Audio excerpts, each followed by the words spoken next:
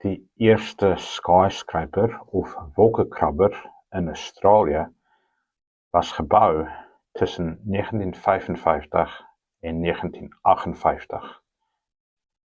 Die gebou is genoemd Orica House.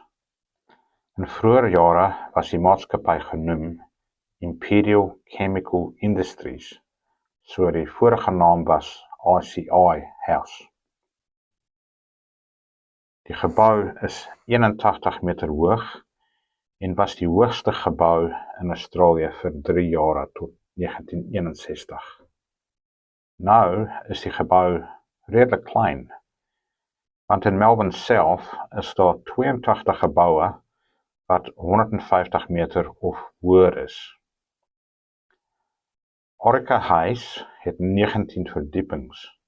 Blykbaar was die boonste vloer 'n kafee wat 400 mense kon akkommodeer. Ek wil eintlik 'n bietjie gaan kyk of dit nog bestaan. Die gebou is gebou in dieselfde styl wat hulle noem die internasionale styl as die United Nations gebou in New York.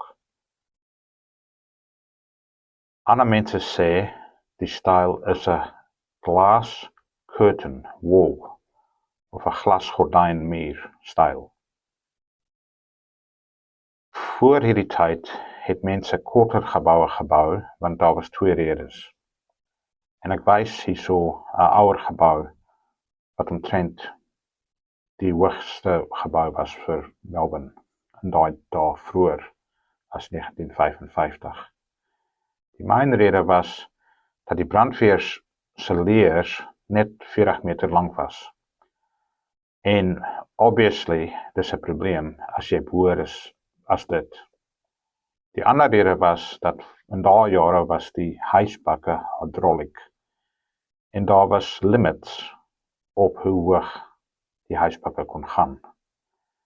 So ek wys 'n bietjie van die gebou en ook hoe dit gelyk het in die ou dae en die parkie en die mooi area om die gebou. Ek dink dit is 'n baie mooi gebou, veral omdat hy nog 'n bietjie apart van die myn stad staan.